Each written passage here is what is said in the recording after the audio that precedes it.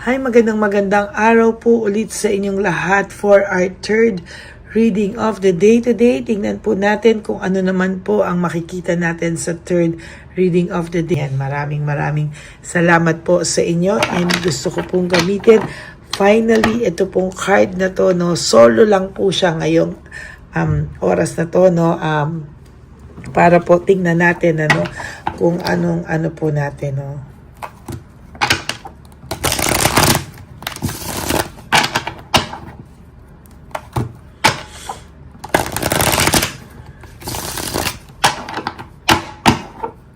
Yan.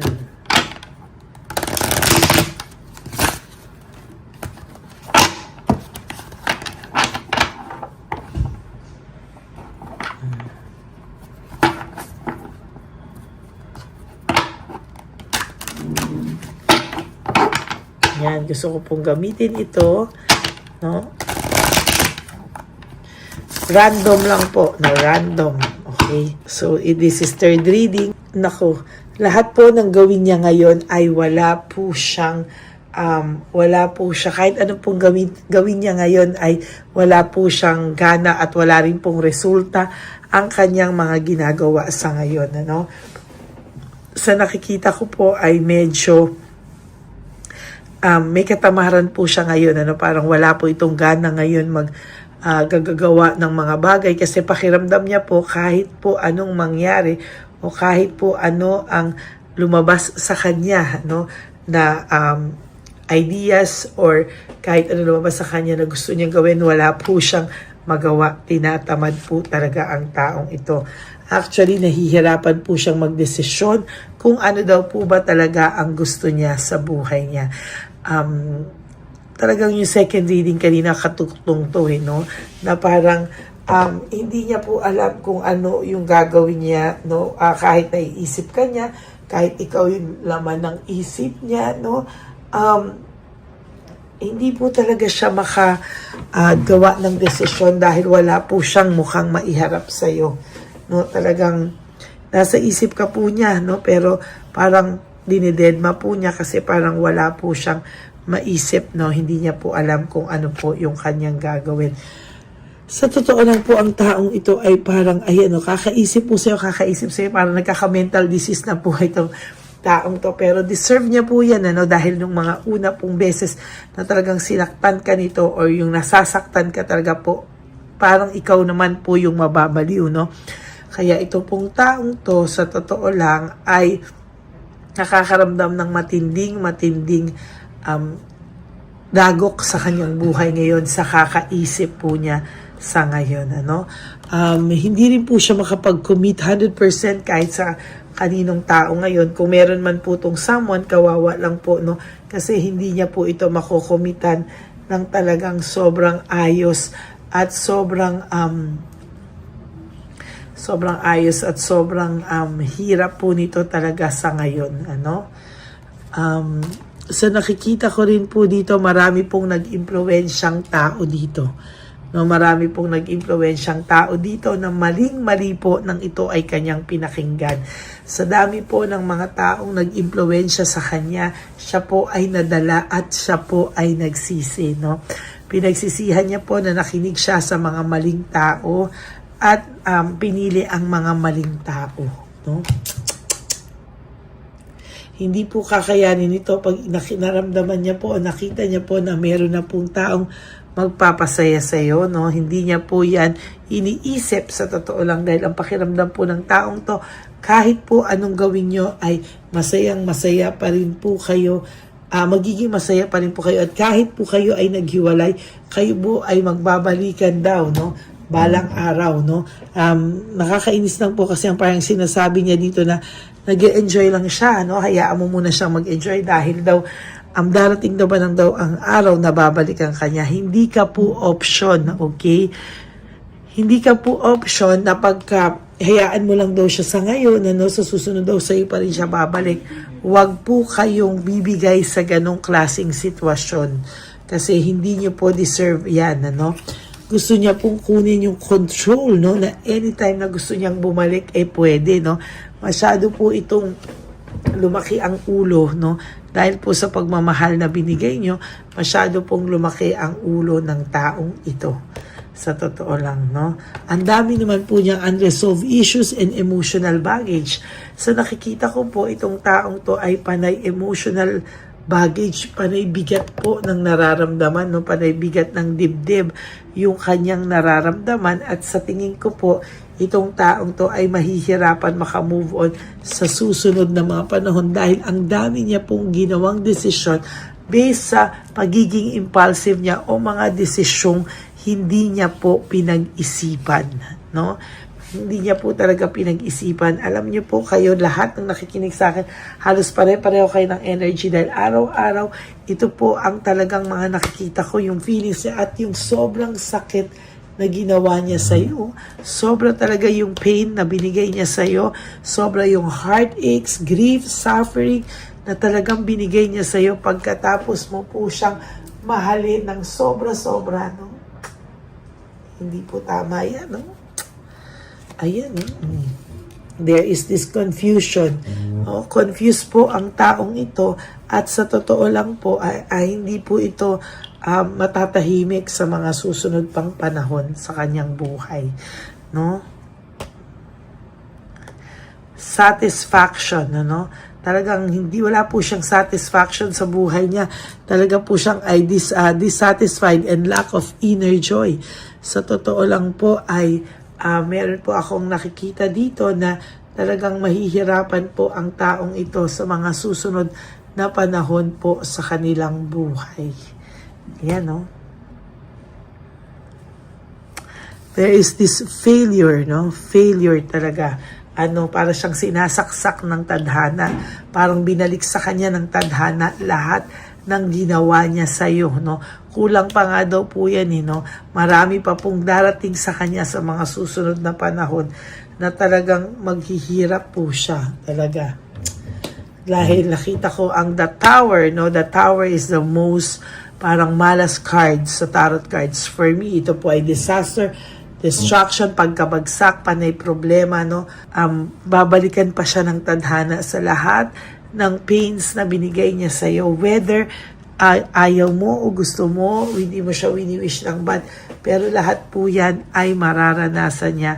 Leaving home, walking away, iniwanan ka nito ng walang pasabi, iniwanan ka nito ng pagbibintang, or iniwanan ka nito ng just like that, no? Parang nawala ng parang bula, at talagang sa nakikita ko po ay hindi po yan matatahimik sa mga susunod pang panahon, no? Marami po siyang fear, sadness, and loneliness, no? Sa nakikita ko po, ang taong ito ay mapupuno po ng lungkot, no? Sa mga susunod pong, yan ang sinasabi ko, yung mga susunod pong mangyayari sa kanya, ay talaga naman po mararamdaman niya yung lungkot, yung takot, lungkot, at sobrang pagkabalisa, no? Sa mga susunod na araw, no? Lalo na po ngayon, ayan, no, disconnected po siya, parang lagi po itong nakatingin sa malayo or lagi po itong nag-iisip. Pero mayabang po ito, so hindi po nakikita ng tao na ganyan siya. Minsan, may mga taong nakakapansin, pero bigla niya pong i-discourage na hindi po, no, hindi totoo, ganyan. Gugustuhin niya pong hindi malaman, ng mga tao. Ayaw niya pong ipaalam, no. Excess pride and punishment, no? Pinapunish na po siya ng mga tao, no? Ng tadhana, anong tadhana, pero medyo mayabang pa rin po itong taong to, no?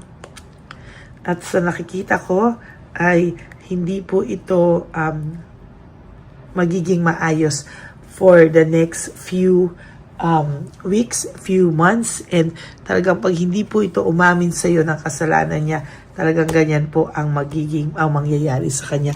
There is hatred and maliciousness, no?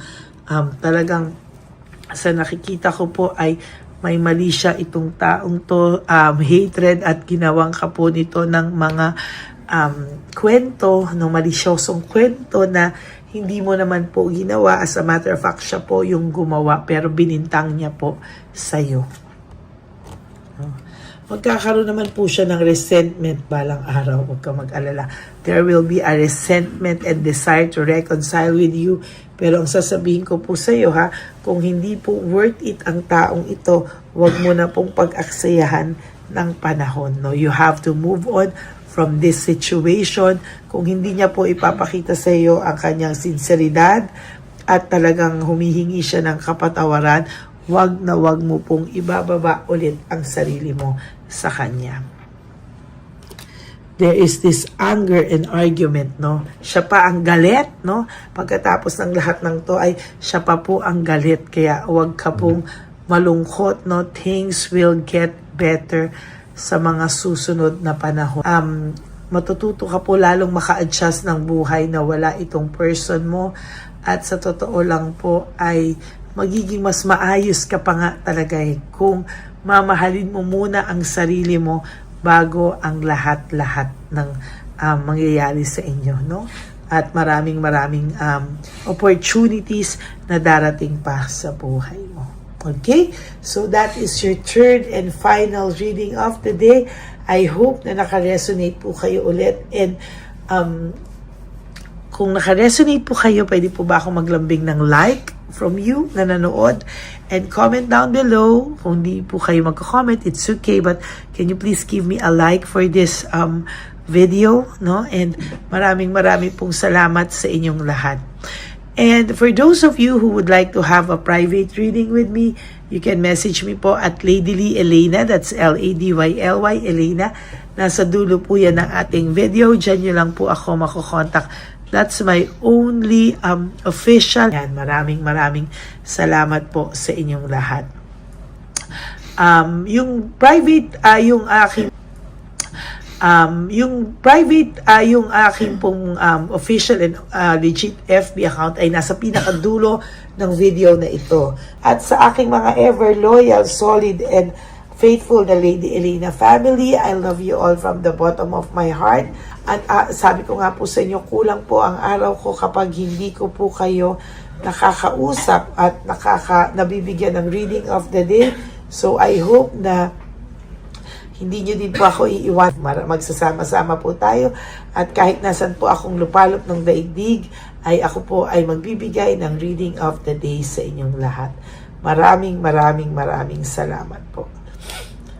And may God bless you all. And sabi ko nga po sa inyo, no, na aking mga Lady Elena family, na just live one day at a time. Do 3 things that will make you happy for today. And prioritize yourself. Be happy, be grateful, and love yourself. Self-love is still the best love of all, no?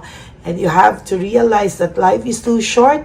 Don't make it shorter by stressing yourself from all the pains and heartaches na binigay sa inyo na kahapon. Just surrender everything to the divine universe and just let go and let God write your life and love story. I will be back for another set of reading. Huwag po kayong mawawala bukas, no, for our first reading for the day tomorrow. Okay? Maraming pong salamat, and I love you all from the bottom of my heart. God bless you. Bye!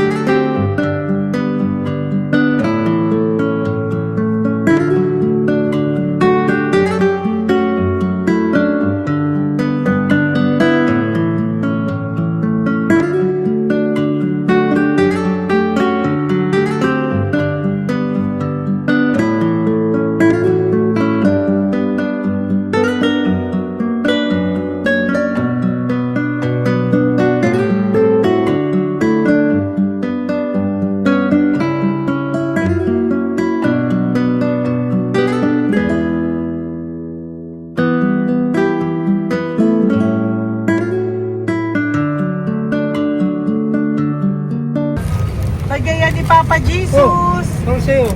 Ito pa nung. Go ahead. Pera. Wala na, that's it? Ito po pera. Ito pa pera, oh. Bigayan ni Papa Jesus. Kain mo yan, ha? Jesus yan. Bigay. Wala ka ng pera dyan, ha? Okay lang kami, okay lang kami. Para sa iyo yan, para sa iyo. Naman yan ang isip niya. Pagkain mo yan, ha? Saan ka pa? Bye-bye! Yung pagkain mo kunin. Nga po ito. Bakit? Lagay mo lang po dito. Pati po. Taga po, may bibigay lang po kami sa'yo. Bigay po ni Papa Jesus.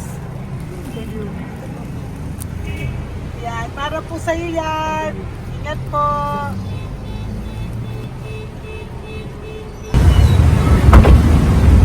Magandang tanghali po. May bigay po si Papa Jesus sa inyo. Salamat po. Salamat po. Ito po. Salamat po. Sige siya po kayo sa Ampaw. Thank you po. God bless po, nanay. Apo, apo, apo. Pangalaman po. God bless.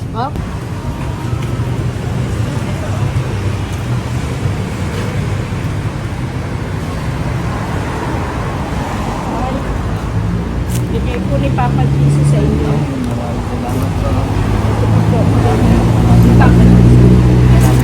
Salamat. God bless po.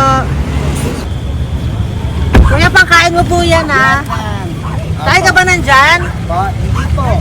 Dito po, nanatimbahan po. Ah! Sa Music Ministry. Doon ka nakapwesto. Opo. Sige po, bye po. Shoutout po. Ingat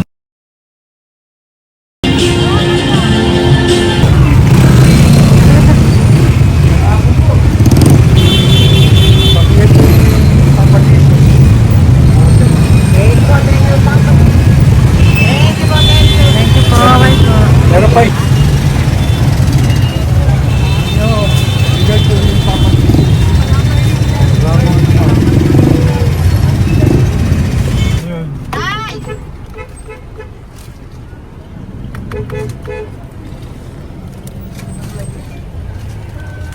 Yun. Day, para sa iyo po, bigay po ni Papa Jesus. Papa Jesus, eh. Day, bye-bye. God bless po, God bless. Para sa iyo po, bigay po ni Papa Jesus. Ayan po, bigay po yan sa ni Papa Jesus. Thank you po. Amen.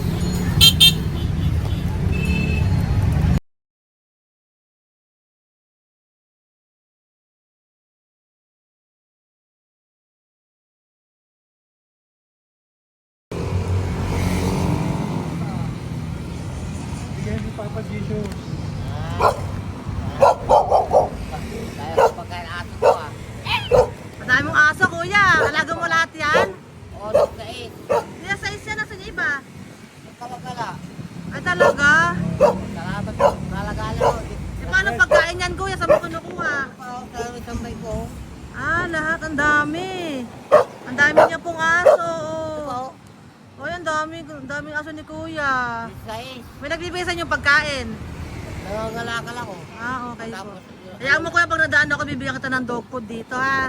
oo. Dito ka lang ba lagi? Oo, dito ako lang tutulog. Okay po, sige. Okay po. Marami din akong aso sa bahay, eh. Salamat po. Okay po. Kuya, pangkain mo yan, kuya.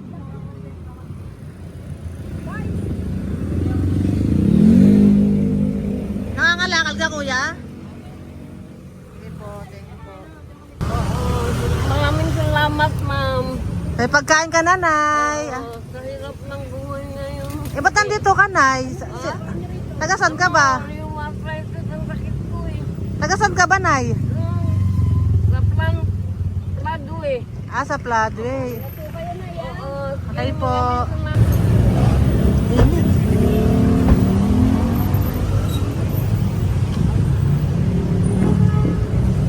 Nay! Bibigay ako sa'yo. Matandaan mo na ako. Ito. Hapon po. Si tatay. Si tatay. Thank you, Nay. Habay po.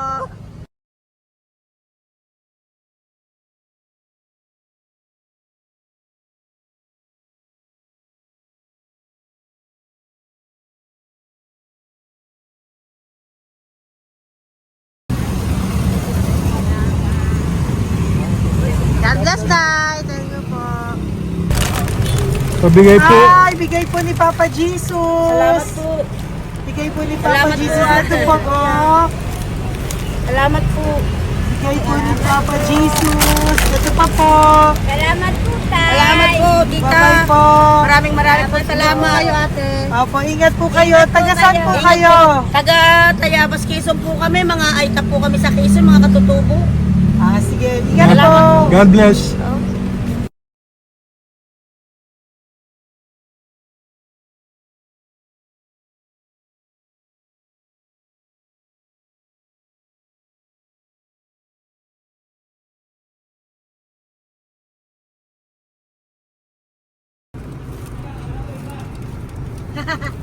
Tay, Tinatawag niya bigay po ni Papa Jesus. Thank you po.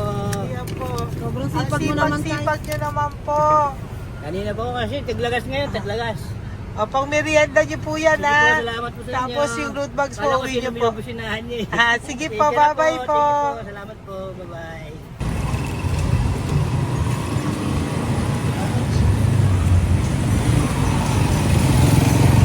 Brother! Basta, mabigay ni Papa Jesus. Ang sa'yo. Ang kaya mo yan. Ba't hindi ka makatayo? Na ano ka? Okay. Sige, bye-bye. Hello po. Tama. Para sa inyo po, bigay ni Papa Jesus. Thank you very much. Sige po, bye-bye po. God bless you. Tay, magandang hapon po. Bigay po ni Papa Jesus. Ito pa po, Tay. Para sa inyo po. Bye-bye po.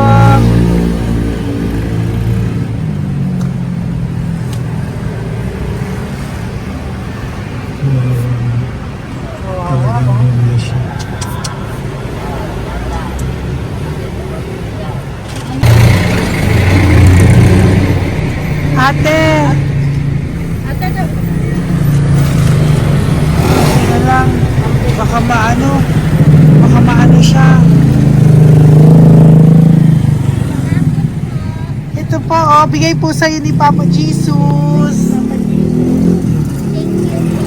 Ito pa po, pera po. God bless po. Okay. Taga saan ka po? Sige, ingat ka po, Hello po, magandang hapon po. Ano po? Bigay po sa'yo ni Papa Jesus.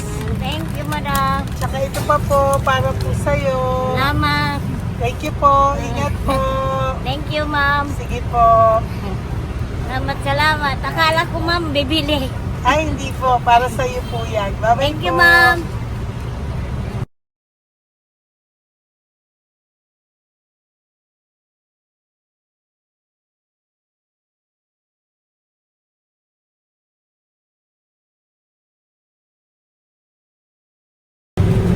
Hi.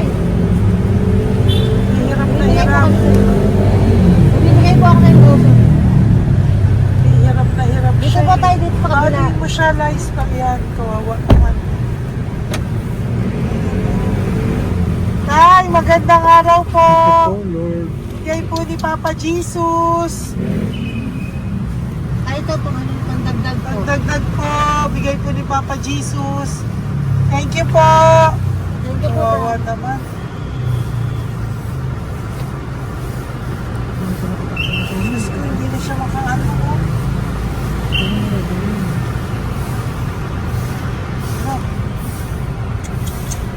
Lamang, may tatawin lahat. Ano kami yun, narinig ko lang. Siyempre, ang bigat niyan.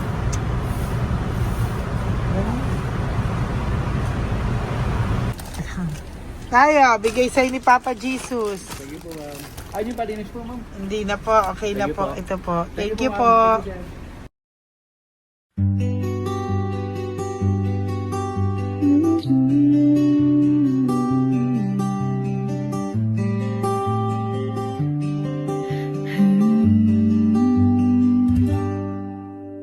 Nasa panahon ako ng kalungkutan, panahon na hindi ko alam ang gagawin. Nalilito, naguguluhan, sarili, ano nga ba ang gagawin ko? Nang biglang nag-browse ako sa YouTube at biglang lumabas ang channel mo, ang mensahe na noon ay nilabas mo. Angkop sa nadarama ko. Unang beses lang dumaan ang channel mo sa browser ko. Hindi ako nagdalawang isip na hanapin ang Facebook account mo at mag-message sa'yo. Agad ka naman sumagot sa mensahe ko.